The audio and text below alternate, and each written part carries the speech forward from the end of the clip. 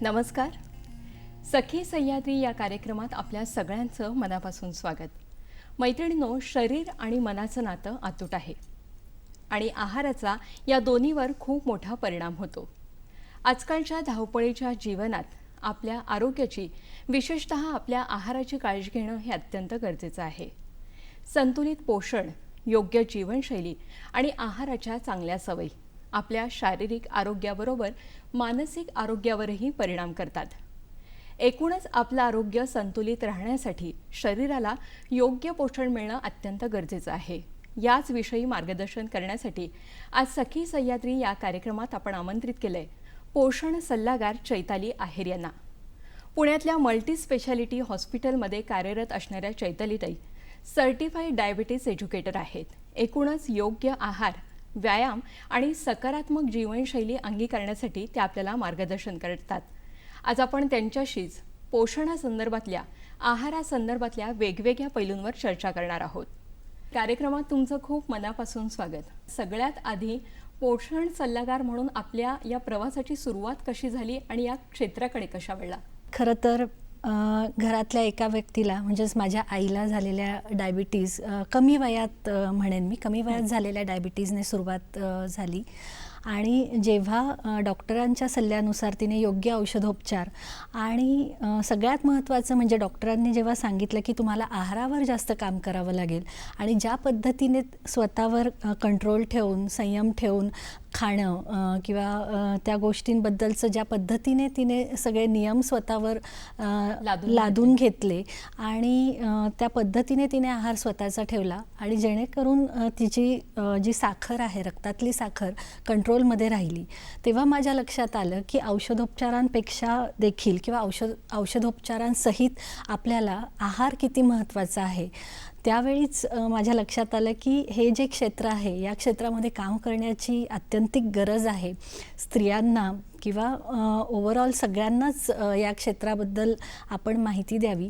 आणि मग जसं मी क्लिनिकल न्यूट्रिशनकडे वळले तेव्हा लक्षात आलं की याचा फायदा आपल्याला जास्तीत जास्त लोकांना करून देता येईल की तुम्ही तुमची आरोग्यशैली किंवा तुमचं जीवन कशा पद्धतीने कंट्रोल ठेवून आहाराद्वारे सगळ्या गोष्टी नियंत्रित करू शकतात. यावर मग माझा प्रवास अशा पद्धतीने सुरू झाला. संतुलित आहार म्हणजे नेमकं काय आणि वेट मॅनेजमेंट आणि संतुलित आहार याचा परस्परांशी संबंध काय सांगता येईल? रोजचं जे आपण खात असतो त्यामध्ये ज्या पद्धतीने तुम्ही कंट्रोल कराल गोष्टी, त्याला आपण संतुलित आहार म्हणतो. संतुलित आहार म्हणजे कर्बोदके, ज्याला आपण कार्बोहायड्रेट्स म्हणतो, कर्बोदके, त्यानंतर प्रथिनं, प्रोटीन्स आणि हेल्दी फॅट्स, स्निग्ध पदार्थ यांचा योग्य पद्धतीने केलेला वापर याला संतुलित आहार आपण असं म्हणतो.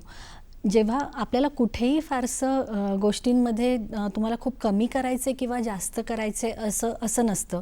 तुम्ही त्याचा योग्य पद्धतीने वापर करणं, रोजच्या जीवनामध्ये, रोजच्या खाण्यामध्ये ते तुम्ही कसं अंगीकारताय, याला आपण संतुलित आहार असं म्हणू शकतो. बरं. आणि आता याचा वेट मॅनेजमेंटशी कसा संबंध आहे?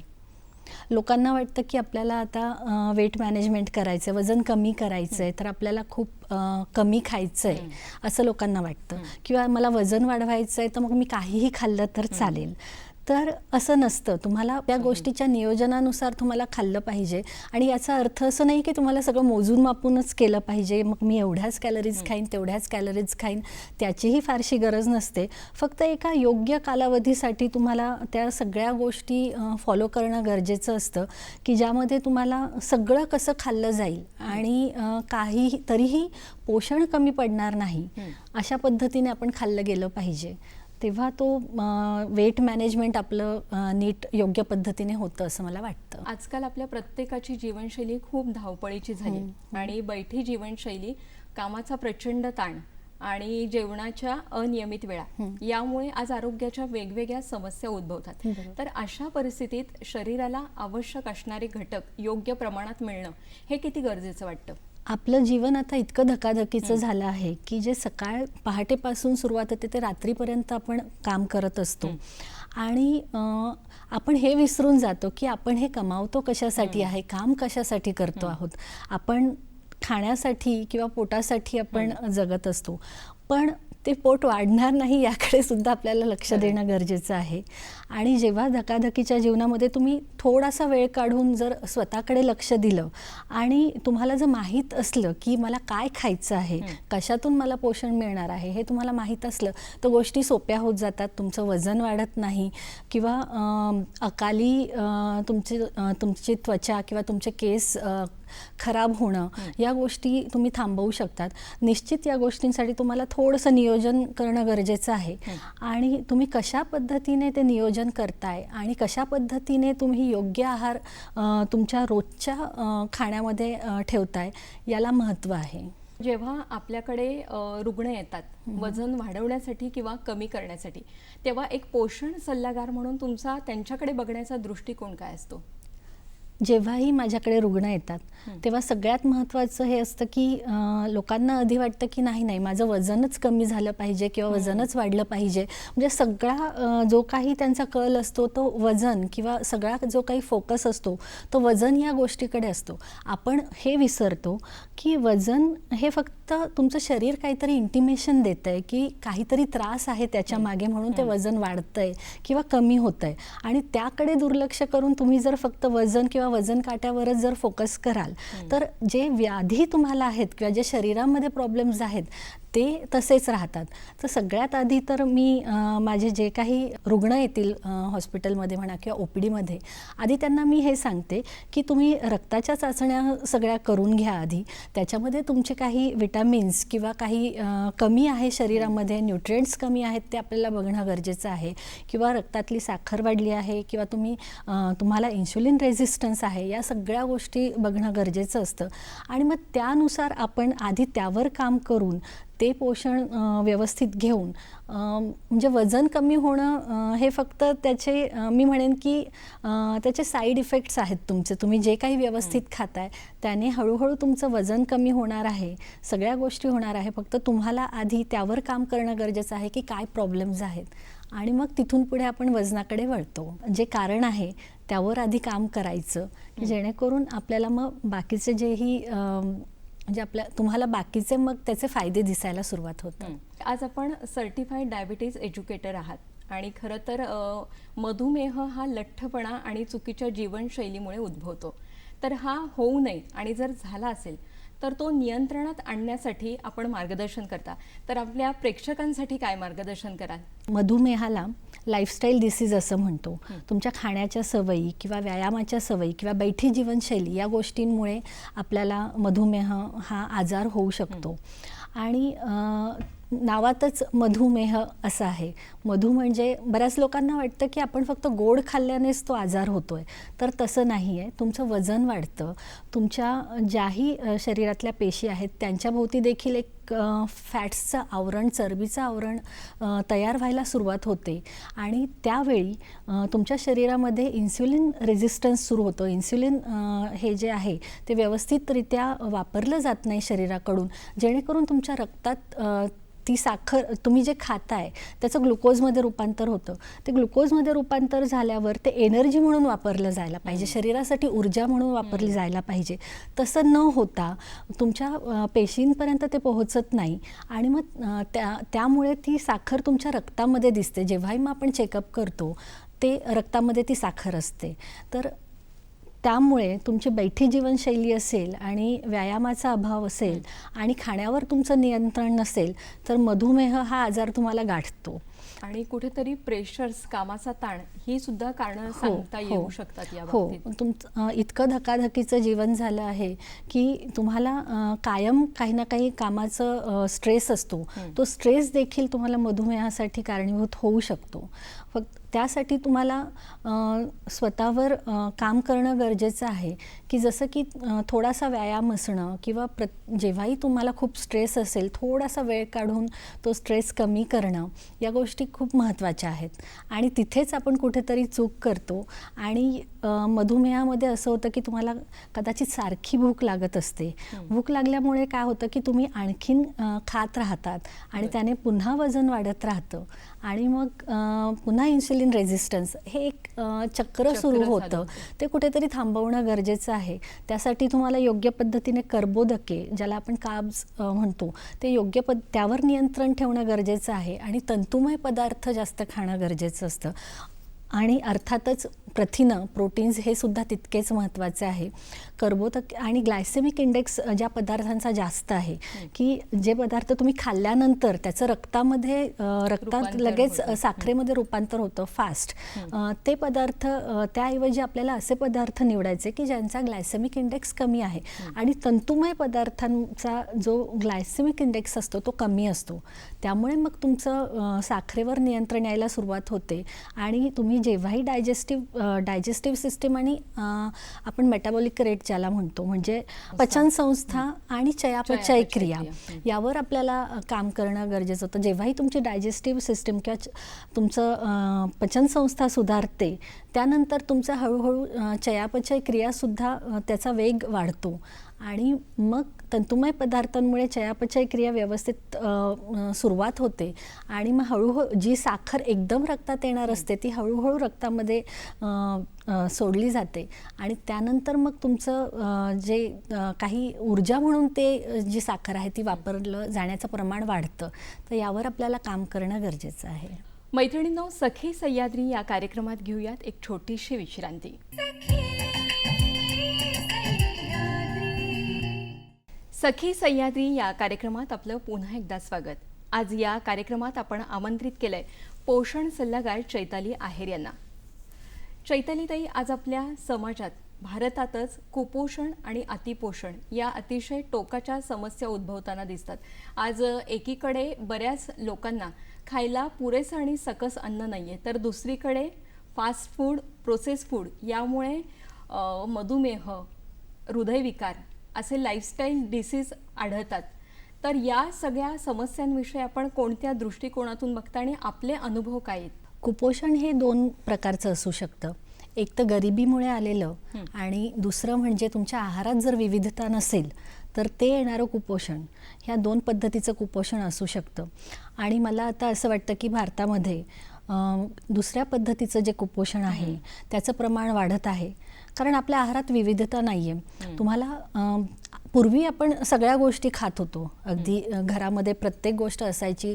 दूध, दही, लोणी, तूपपासून त्याच्यानंतर भाकरी, वेगळ्या पद्धतीच्या पालेभाज्या, सगळ्या भाज्या, त्यानंतर अगदी चौरस आहार होता की ज्याला आपण म्हणू शकतो की विविधरंगी आहार असं म्हणतो, तो आधी होता. आता असं होतंय की आता मला काम करायचं आहे, मला घाई आहे, तर मी फक्त चपाती खाल्ली, भाजी खाल्ली आणि मी कामावर निघालो. वेळेची कमतरता हे एक मोठं कारण आहे. पुन्हा तुम्हाला येणारा स्ट्रेस देखील आहे किंवा पटकन जे उपलब्ध आहे ते मी आता खाऊन घेते. एक या वेळ मारून घ्यायची आणि पुढे जायचं, हे कुठेतरी आपल्या प्रत्येकाचं बरोबर. हे थोड्या कालावधीसाठी ठीक आहे, त्याचा काही प्रॉब्लेम नसतो, इश्यू नसतो. मात्र हे जेव्हा तुम्ही जास्त कालावधीसाठी करतात त्यावेळी मग हळूहळू तुम्हाला पोषण कमी पडायला लागतं आणि मग जी विविध प्रकारची विटॅमिन्स किंवा न्यूट्रिएंट्स आपल्याला गरजेचे आहेत, मिनरल्स, खनिजं आपल्याला जी गरजेची आहेत ती आपल्याला मिळत नाही आणि मग हळूहळू तुमचं कुपोषण व्हायला लागतं. मग त्याने असं होतं की तुम्हाला साध्या साध्या गोष्टींमध्ये थकवा जाणवतो. तुम्ही साधे जिने चढलात तर मला पायांमध्ये गोळे येत आहेत किंवा मला धाप लागते असं व्हायला लागतं. छोट्या गोष्टींमध्ये तुमची चिडचिड सुरू होते आणि आपल्या लक्षातच येत नाही की हे आपण नीट खात नाही आहोत म्हणून होतं आहे. हे बऱ्याचदा त्यामागचं कारण हेच असतं की तुम्हाला ऊर्जाच मिळत नाही आहे. जे काही तुम्ही खाताय त्यातनं व्यवस्थित तुम्हाला शरीराला आवश्यक घटक मिळत नाही आहेत. आणि हे जेव्हा खूप लॉंग टर्मसाठी होतं त्यावेळी निश्चितच त्याचा शरीरावर परिणाम व्हायला सुरुवात होते आणि त्यालाच आपण कुपोषण असं म्हणतो. त्यानंतर अतिपोषण बघायला गेलं तर सगळं उपलब्ध आहे माझ्याकडे, मी सगळं विकत घेऊन खाऊ शकतो आहे.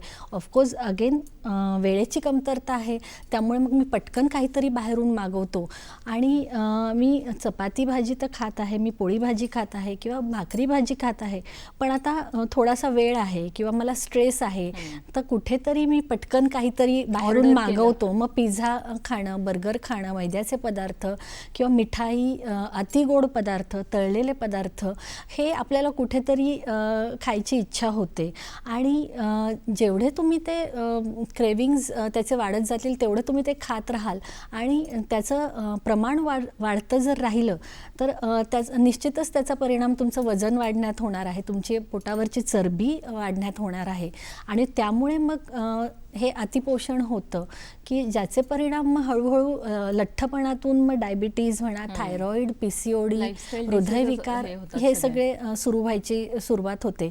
त्यावर आपण योग्य वेळी काम करणं खूप गरजेचं आहे आणि ज्यावेळी तुम्हाला जाणवतंय की ह्या सगळ्या गोष्टी सुरू झालेल्या आहेत त्यावेळी तुम्हाला योग्य पद्धतीने नियोजन करून मी कुठे काय खाल्लं पाहिजे किंवा कुठे काय कमी केलं पाहिजे जेणेकरून अतिपोषण देखील होणार नाही आणि कुपोषण देखील होणार नाही. कारण जिभेवर तावा ठेवला तर तुम्हाला पुढचे बरेचसे आजार टाळता येण्यासारखे आहेत. मी असं म्हणत नाही की तुम्ही खाऊ नका, हेच बंद करा, तेच बंद करा, पण तुम्हाला माहिती पाहिजे की मला कुठल्या क्षणी थांबायला हवं किंवा कुठल्या क्षणी मी जर 7-8 कप जर मी चहा घेत असेल तर निश्चितच त्याचा काहीच फायदा नाही आहे. तुम्हाला फक्त साखर मिळते, त्याच्यामुळे तेवढ्यापुरतं तुमच्या मेंदूला पटकन साखर पोचते आणि अगदी फ्रेश वाटत आहे. पण त्याच वेळी हे तुम्ही लक्षात नाही घेत आहात की तुमची भूक मारली जाते त्याच्यामुळे आणि मग तुम्ही चहावर वेळ मारून नेताय आणि मग त्याच्यानंतर तुम्हाला खाल्लं जात नाही आहे, मग निश्चितच कुपोषण होतं आहे आणि चहामधल्या साखरेमुळे किंवा जे काही गोड खाल्लं जाते त्याने अतिपोषण होतं आहे, मग तो बॅलन्सच राहत नाही आहे. त्यावर निश्चित काम करणं गरजेचं आहे. आपण बघतो वजन कमी करण्यासाठी आणि वाढवण्यासाठी वेगवेगळी डाएट बाजारात आहेत आणि खरं तर यात सातत्य न ठेवल्यामुळे याचा उलट परिणाम आपल्या शरीरावर झालेला पण आपण बघितलाय. तर एकूणच दीर्घकाळ टिकणारी आरोग्यदायी जीवनशैली यासाठी काय करणं अपेक्षित आहे? आता आपण बघितलं आहे की सध्या फॅट डाएट्स खूप सुरू असतात की ज्याच्यामध्ये काहीतरी डिटॉक्स डाएट करणं, मग 8 दिवस मी फक्त ज्यूसच घेतो, 8 दिवस फक्त मी या भाजीचा रसच घेतो.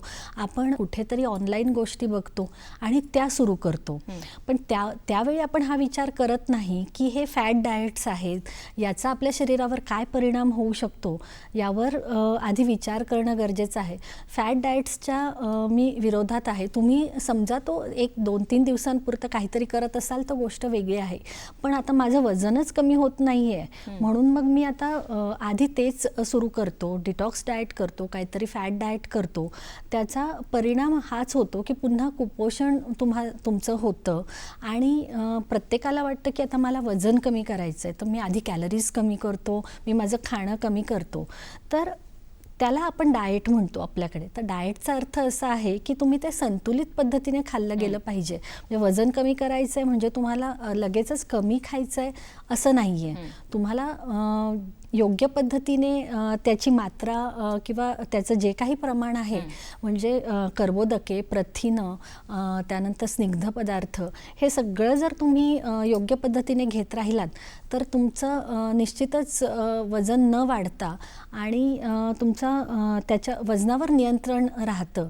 आणि आपण तिथेच काहीतरी गडबड करतो की आता मला पटकन वजन कमी करायचं आहे, महिनाभरात माझं लग्न आहे. म्हणजे माझ्याकडे असे भरपूर पेशंट्स येतात की ज्यांचं म्हणणं असतं असतं की आता माझं पुढच्या महिन्यात लग्न आहे, तर मला या महिन्यामध्ये एवढं वजन कमी करायचं आहे. इन्स्टंटचा जमाना आहे बरोबर कुठेतरी आहे. सगळ्या पण गोष्टींचा त्या त्याचा इन्स्टंटच्या जमान्याचं असं होतं की तुम्ही ते इन्स्टंट करायला जाताय, पण त्याचे लॉंग टर्म इफेक्ट तुमच्या शरीरावर होत आहे. खरं तर आपला पारंपरिक भारतीय आहार हा परिपूर्ण आणि संतुलित आहे, पण असं असून सुद्धा सध्या आपल्यावर पाश्चात्य संस्कृतीचा खूप मोठा प्रभाव आहे आणि आहारासंदर्भात पण आपण बऱ्याच गोष्टी त्यांच्या फॉलो करतो.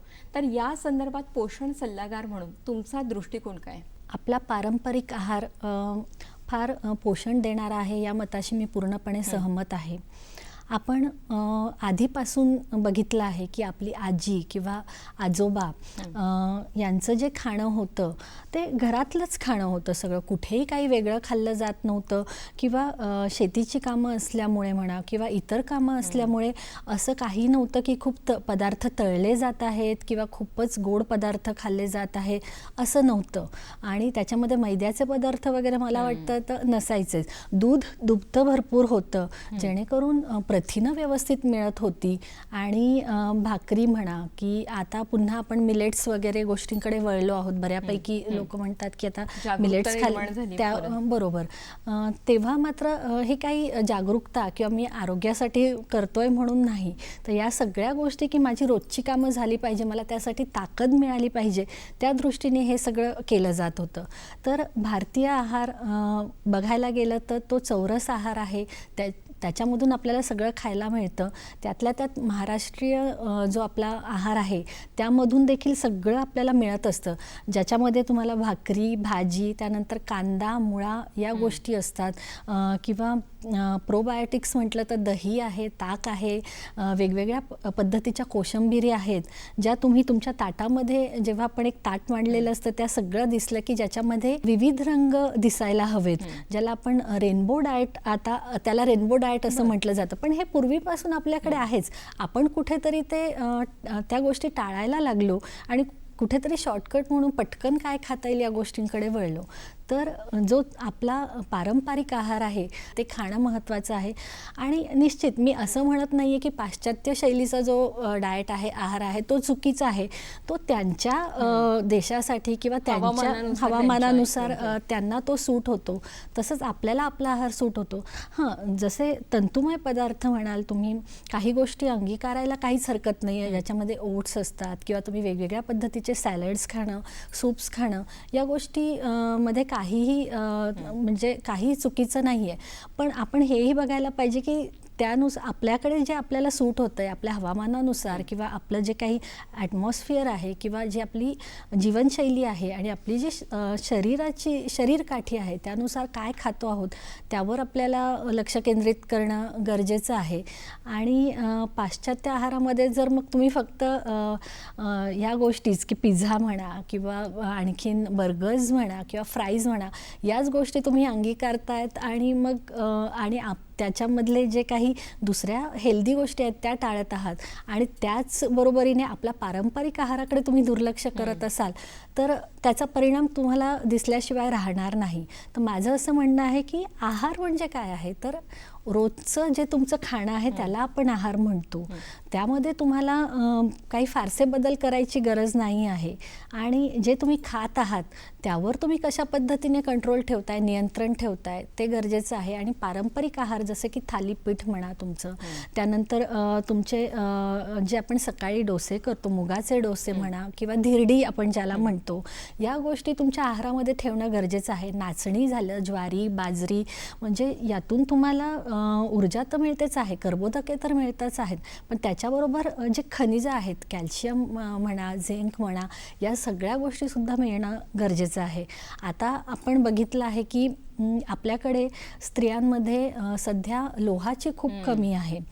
तर कुठेतरी हिरव्या पालेभाज्या तुम्ही खात नाही आहात. त्याच्यानंतर जे पारंपरिक पदार्थांमधलं बरेचसे जे गोष्टी आहेत त्या तुम्ही टाळत आहात आणि हळूहळू मग आपला तो इंडेक्स खाली जातो आहे, लोहाची कमतरता होते आहे. तर त्यावर देखील तुम्हाला पारंपरिक आहारामधून नक्कीच तुम्हाला त्यातनं अगदी जसं की आपलं हळीव झालं, खजूर झालं, खारीक पावडर झाली, थंडीच्या दिवसामध्ये तुम्ही जे ड्रायफ्रूट्स लाडू करताय, ज्याला आपण मेथीचे लाडू म्हणतो, या छोट्या छोट्या गोष्टी आहेत त्या जर तुम्ही व्यवस्थित पाळल्या आणि त्याबरोबरीने जर तुम्ही बाकीचे तळलेले पदार्थ, गोड या गोष्टींवर नियंत्रण ठेवले तर तुमचं वजन तर नियंत्रित राहणारच आहे, परंतु तुम्हाला पारंपरिक आहाराचे जे फायदे आहेत ते निश्चित मिळतील. सखी सह्याद्री या कार्यक्रमात आपलं पुन्हा एकदा स्वागत. आज आपण बोलत आहोत पोषण सल्लागार चैताली आहेर यांच्याशी. चैतालीताई, आजकालचा आपला जमाना हा खूप धावपळीचा झालाय आणि वेळेची कमतरता हे मुख्य कारण त्यामागे सांगता येईल. आणि खरं तर हा रेडी टू कुकचा जमाना म्हणता येईल. तर अशा परिस्थितीत ज्या टीव्हीवर जाहिराती दाखवण्यात येतात आणि त्यामध्ये जे पदार्थ दाखवण्यात येतात आणि त्याच्या पोषण मूल्याबाबतीत आपलं काय मार्गदर्शन कराल त्याविषयी? आजचं आपलं जगणं अगदी धकाधकीचं झालं आहे, वेळ नाही आहे, त्यामुळे पॅकेज्ड फूड खाण्याकडे लोकांचा जास्त कल असतो. तर त्या दृष्टीने जागरूकता खूप महत्त्वाची आहे. सगळ्यात महत्त्वाचं म्हणजे तुम्ही पॅकेज्ड फूड का खात आहात हा प्रश्न सगळ्यात महत्त्वाचा आहे. जर तुम्हाला घरामध्ये सगळ्या गोष्टी समोर आहेत, over the counter, over the kitchen counter प्रत्येक गोष्टी आहेत, तर तरी देखील तुम्ही या गोष्टींकडे का वळतात? तर त्यामध्ये असे काही मसाले असतात की ज्याची तुम्हाला चटक लागते आणि तुम्हाला ते अजून खावेत असं वाटायला लागतं. आणि ऑफकोर्स वेळ नाही आहे म्हणून तुम्ही त्या गोष्टी पटकन, आता वेळ नाही आहे तर मी ही बिस्किटं खाऊन घेतो किंवा मी हे चिप्स खाऊन घेतो, किंवा आता अगदी मसालेसुद्धा तयार मिळतात की आता हे फक्त यामध्ये पाणी टाकलं आणि मला कांदा वगैरे कापायची गरज नाही आहे, मी त्यात पाणी टाकलं आणि त्यात भाजी टाकली की ते मसाले बनतात. पण जेव्हा तुम्ही घरी मसाला बनवताय तो तुम्ही जर ठेवला तर तो किती वेळ टिकतोय तुमच्या किचनच्या ओट्यावर, तो किती वेळ टिकणार आहे?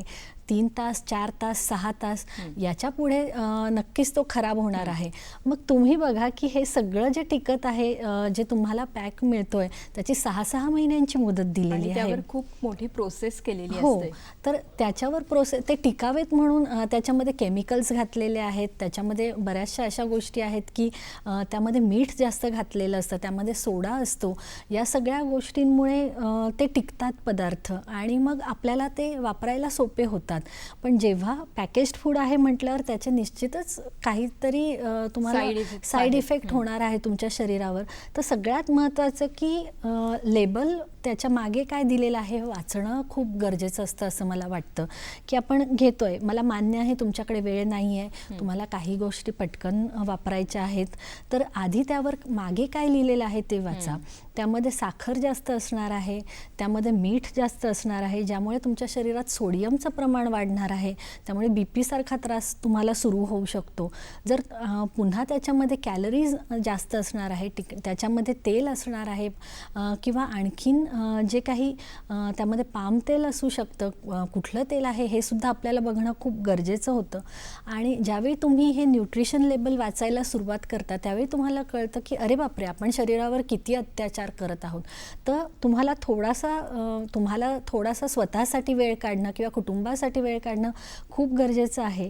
आणि मग त्यानुसार तुम्ही जर पुढची तयारी करून ठेवाल की मला आज हे खायचं आहे, संध्याकाळी हे खायचं आहे, उद्या मी हे खातो, तर तसं केलं तर निश्चितच तुमचा वेळही वाचतो आणि मग बाहेरचे पदार्थ खाण्याची तुमच्यावर वेळ येणार नाही. आणि जेव्हा सोडियम, साखर म्हणा किंवा त्याच्यामध्ये जे काही ट्रान्स फॅट्स आहेत ते आपल्याला खूप धोकादायक आहेत पुढच्या तब्येतीच्या दृष्टीने, कारण जसं जसं तुमचं वय वाढणार आहे या गोष्टी तुम्हाला त्रासदायक होत जाणार आहे. तर त्यानुसार तुम्ही आधी पॅकेज्ड फूड खायचं आहे की नाही यावर तुम्ही स्वतः विचार करा आणि त्याऐवजी मी काय खाऊ शकतो याचं नियोजन करून जर तुम्ही तुमच्या खाण्यामध्ये बदल केले तर ते निश्चित फायदेशीर आहे. म्हणजे आपल्या खाण्याविषयी थोडीशी सतर्कता आपण दाखवली आणि थोडंसं आपण नियोजन व्यवस्थित केलं आपल्याच तब्येतीसाठी, तर हे निश्चितच खूप फायद्याचं ठरू शकतं. पण हे नियोजन साधारण कसं करावं, तर याविषयी काय मार्गदर्शन कराल?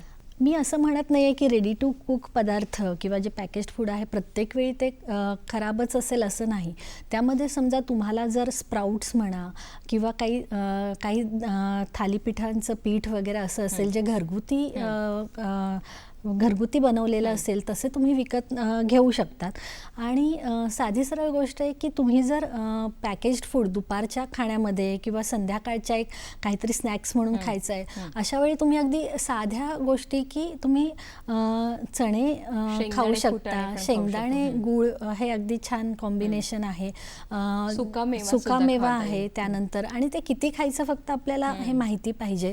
आणि तुम्ही वेगवेगळ्या पद्धतीचे चिवडे की ज्याच्यामध्ये तुम्हाला तेलाचा वापर कमीत कमी करून तुम्ही, आता आपल्याकडे ओव्हन आहे, आपल्याकडे एअर फ्रायर, हे म्हणजे माझं म्हणणं आहे की पॅकेज्ड फूडपेक्षा तुम्ही त्याकडे वळण्याऐवजी तुमच्याकडे जे आधुनिक आता यंत्र उपलब्ध आहेत त्यांचा वापर करा.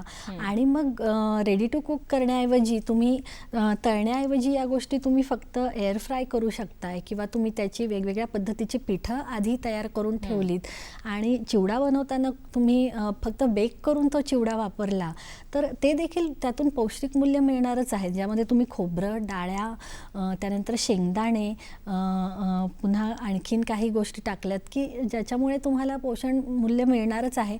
आणि अगदीच चटकमटक खायचे म्हणून त्याच्यामध्ये थोडंसं तुम्ही शेव वगैरे टाकली, घरी बनवली, तर काहीच हरकत नाही आहे.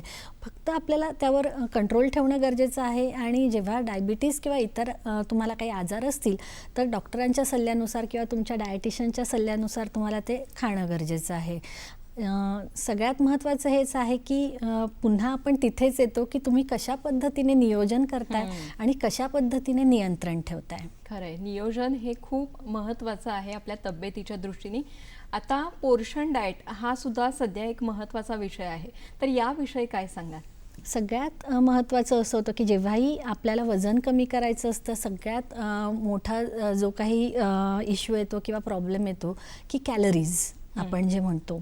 जेव्हा तुम्ही बाहेरचं खाताय किंवा ज्यातून काही तंतुमय पदार्थच नाही आहेत, फक्त तळलेलं आहे, गोड आहे, या एम्प्टी कॅलरीज आहेत, यातून तुम्हाला काहीच पोषण मिळत नाही आहे.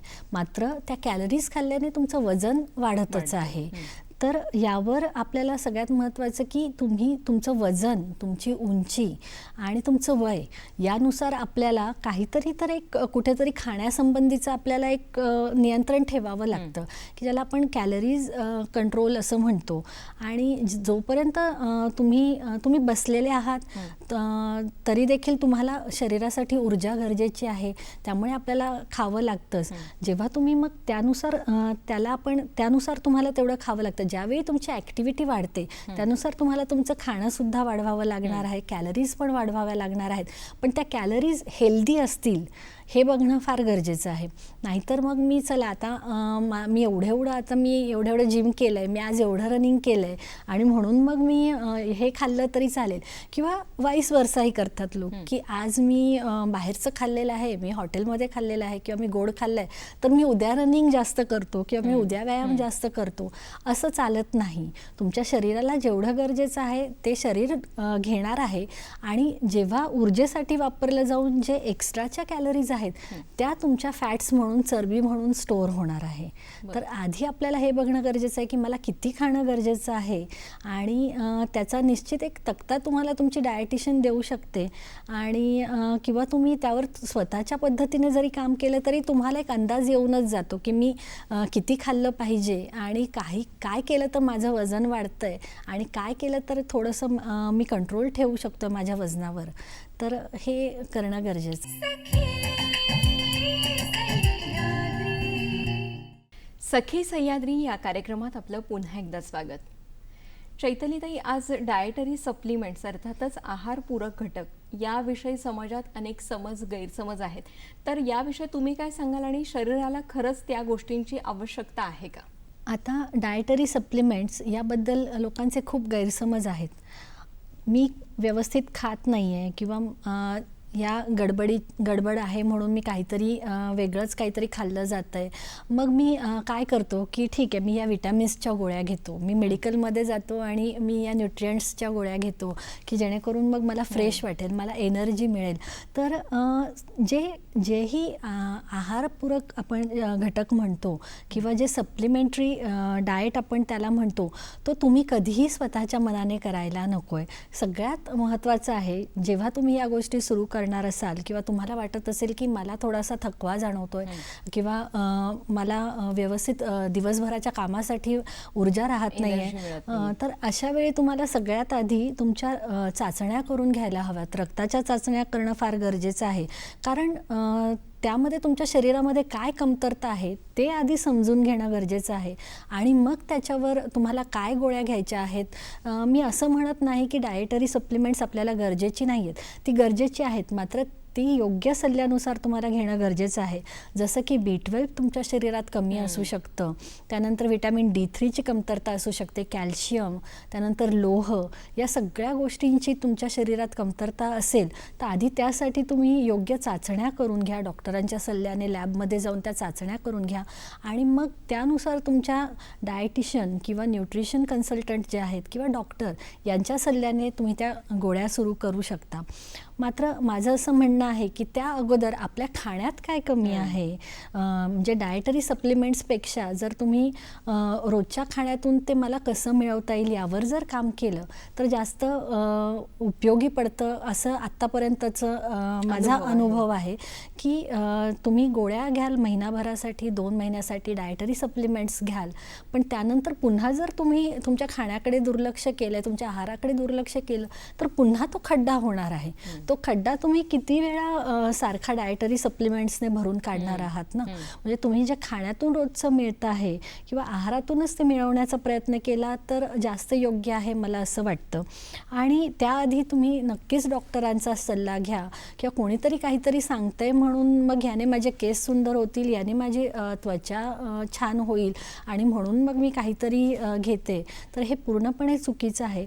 आजकाल खूप अगदी मेडिकल्समधून म्हणा किंवा तुम्हाला लगेचच अगदी काही पावडरी मिळतात किंवा काही हर्बल पावडरी म्हणा किंवा काही गोष्टी मिळतात, तर त्याआधी तुम्ही सल्ला घेणं गरजेचं आहे आणि मगच ते तुम्ही सुरू करा. पण त्याऐवजी जर तुम्ही खाण्यातून ते कसं मिळवता येईल आणि हे काम जे आहे ते तुम्ही तुमच्या न्यूट्रिशनिस्ट किंवा डायटिशियनच्या सल्ल्यानुसार जर सुरू केलं आणि एकदा तुम्हाला त्याबद्दल माहिती झाली की ते तुम्हाला लाईफ लाँग उपयोगी पडणार आहे या गोष्टी.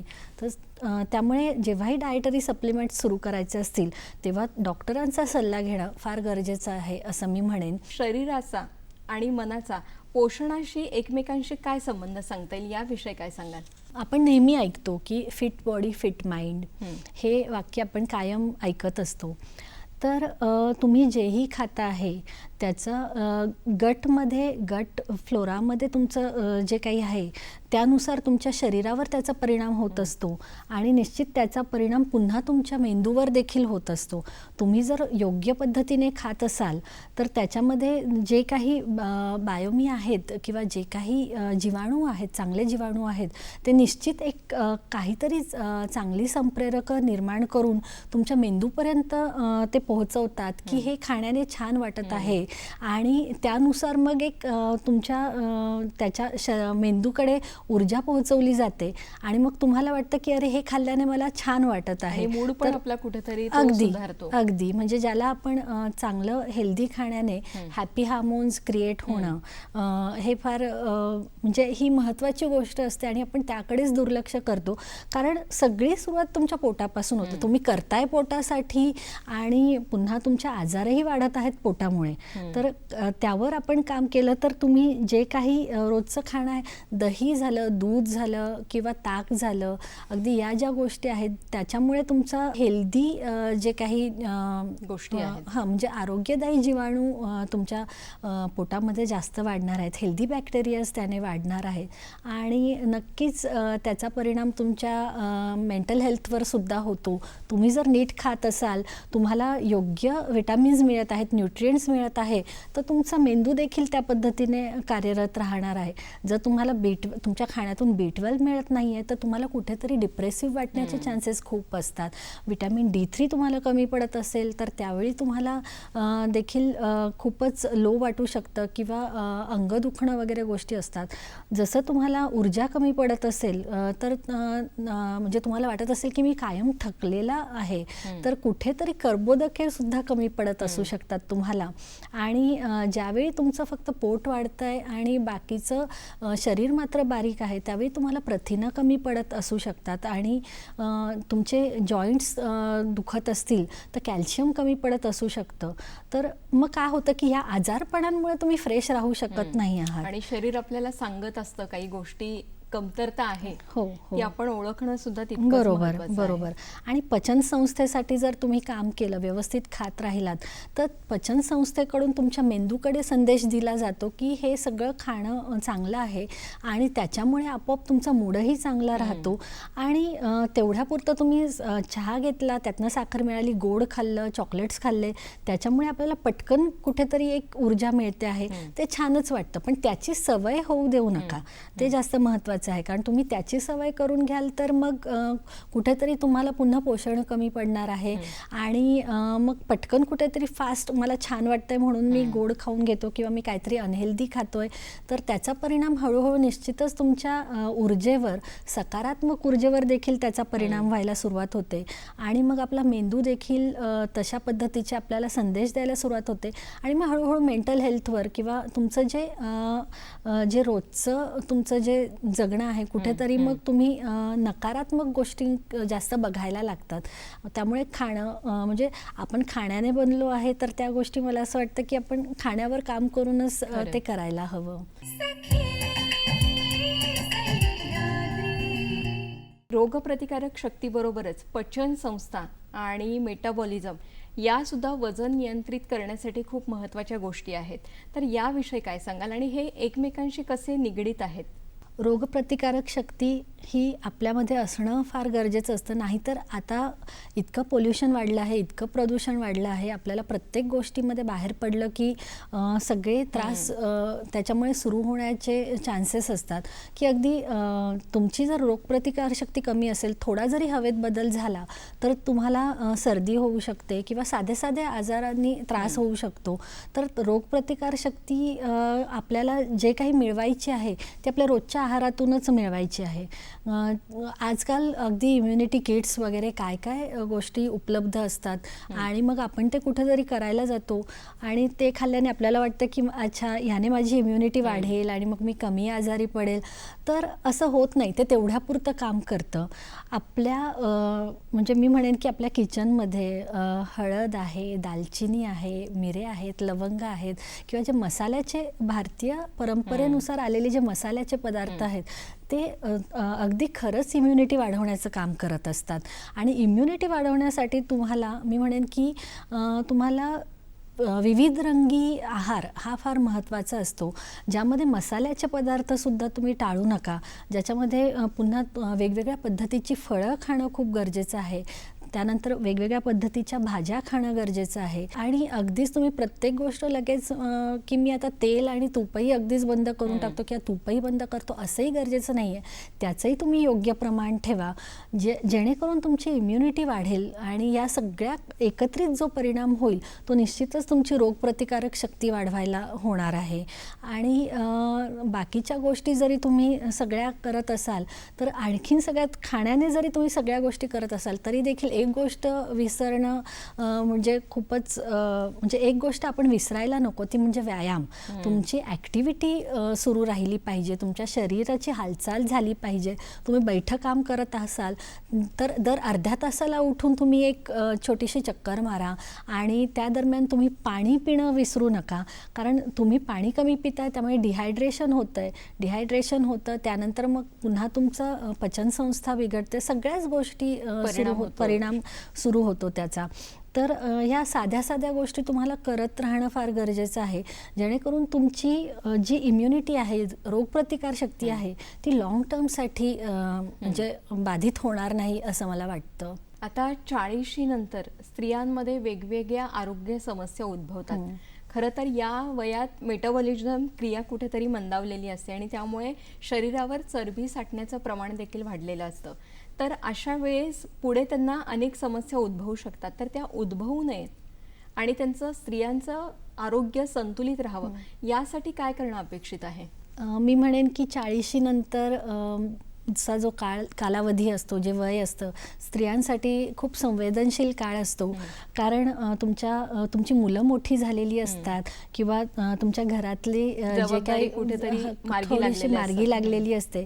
आणि मग अशा वेळी असं होतं की आता मी करू काय, किंवा कुठेतरी तो एक असा काळ येतो की आता मी म्हणजे सगळ्यांसाठी मी करते आणि आता मात्र सगळेजण आपापल्या मार्गी लागलेले आहेत, सगळे आपल्या कामाला लागले, आता माझ्याकडे करण्यासारखं काहीच नाही आहे असं कुठेतरी वाटायला लागतं. आणि त्याच्या मागे तुमच्यामध्ये होणारे हार्मोन्समधील होणारे बदल हे देखील कारणीभूत असतात. मानसिक आणि भावनिक अगदी. पातळी सुद्धा हो. महत्त्वाची शारीरिक ठरते. पातळीवर तर बदल होतच असतात, कारण मेनोपॉज सुरू झालेला असतो, ज्याला आपण पेरीमेनोपॉज म्हणतो.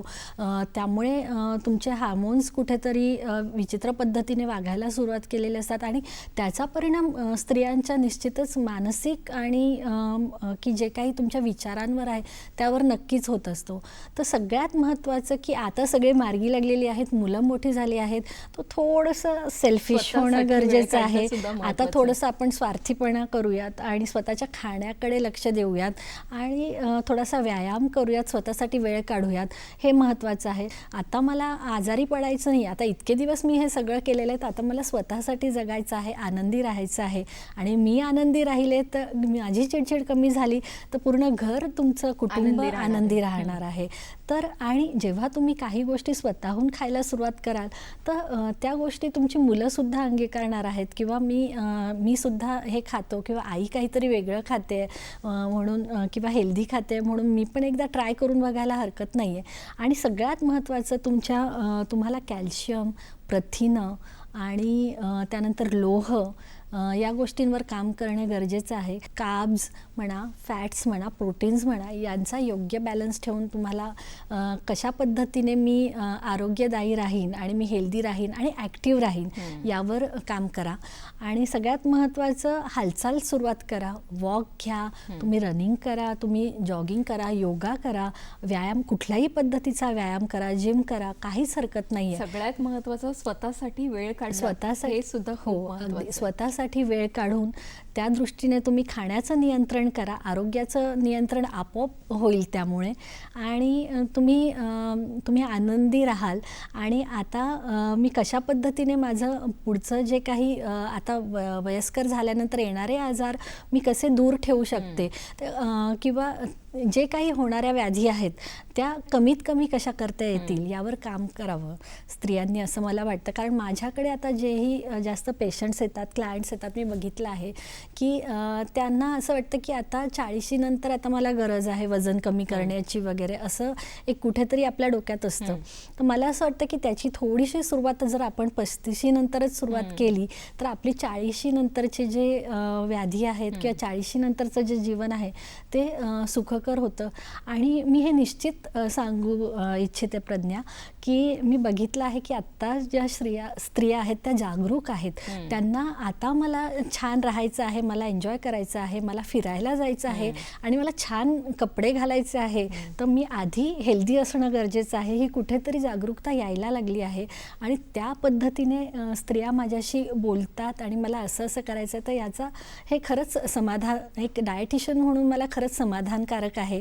आणि ही जागरूकता यावी म्हणून मी माझ्या पद्धतीने प्रयत्न करत आहे. की माझं असं म्हणणं आहे की तुम्ही इतके त्या बाबतीत जागरूक करा किंवा तुम्ही आधी व्यवस्थित सल्ला घ्या की तुम्हाला डॉक्टरांची आणि डायटिशियनची सुद्धा पुन्हा गरज लागली नाही पाहिजे, इतकं तुम्ही स्वतःवर काम करायला सुरुवात करायला पाहिजे. जाता जाता मैत्रिणींना आणि आपल्या प्रेक्षकांना काय संदेश द्याल? कुठलीही गोष्ट मला पटकन मिळावी आणि त्याचा चटकन मला इफेक्ट यावा, ही गोष्ट थांबवून, की जसं की मी 7 दिवसांचा एक काहीतरी डिटॉक्स डाएट करते आणि मग माझं वजन कमी करते, किंवा आपल्याकडे असं झालं आहे ना की एक माहितीचा अभाव, यामुळे बऱ्याचशा गोष्टी, किंवा मी तर म्हणेन की माहितीचा विस्फोट, यामुळेही या सगळ्या गोष्टी होते की मी 7 दिवस ही गोष्ट करते आणि मी पुन्हा दुसरं काहीतरी बघते आणि मग मला वाटतं की अरे नाही आता मी हे करून बघते. आणि इतकं पटपट तुमची एकाग्रता त्या गोष्टींवरची बदलते, फोकस बदलतो आहे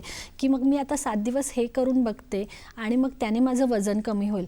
त्याच वेळी असं जाणवतं की अरे माझं वजन तर कमी झालं आहे, ठीक आहे, पण पुन्हा पुढच्या 15 दिवसात ते वजन तेवढंच वाढतं आहे. हा जो योयो इफेक्ट आहे ज्याला आपण म्हणतो, तो आधी आपला थांबला पाहिजे. कारण आपलं शरीर हे काही तुम्हाला एक्सपेरिमेंट करण्याची गोष्ट नाही आहे. खरंय. तुम्ही एक्सपेरिमेंट करा, पण ते हेल्दी वेने करा आणि त्यावर आधी तुम्ही काम करा की मला कशा पद्धतीने काय खायला हवं, मला काय व्यायाम करायला हवा ते तुम्ही म्हणजे मला असं वाटतं की एक न्यूट्रिशनिस्ट म्हणून मी सांगेन की तुम्हाला या गोष्टींवर काम करणं गरजेचं आहे की दिसण्यापेक्षा तुम्हाला आधी हेल्थवर काम करा. हेल्थ आणि फिटनेस तुमचा असेल तर आपोआपच तुमचं वजन नियंत्रित राहणार आतून आहात. संतुलित असणं हे सुद्धा हो, खूप आणि महत्त्वाचं आहे. त्यावर तुम्हाला काम करणं गरजेचं आहे. आणि तुमच्याकडे वेळेची कमतरता आहे, मला मान्य आहे, पण आवर्जून स्वतःसाठी वेळ काढा. तुमच्या योग्य खाण्याच्या पद्धतींकडे लक्ष द्या आणि त्याचे तुम्हाला फायदे निश्चितच होणार आहे. मला काय गरजेचं आहे, माझ्या शरीरयष्टीनुसार मला काय गरजेचं आहे किंवा माझ्या जीवन पद्धतीनुसार मला काय गरजेचं आहे, ते तुम्ही तज्ज्ञांचा सल्ला घ्या आणि त्यानुसार काम करायला स्वतःवर सुरुवात करावी, असा मी एक न्यूट्रिशनिस्ट म्हणून सल्ला देणं. चैतालीताई, आज तुम्ही इथे आलात आणि इतका छान संवाद साधलात त्यासाठी दूरदर्शनच्या वतीनं मी आपले आभार मानते. धन्यवाद. धन्यवाद.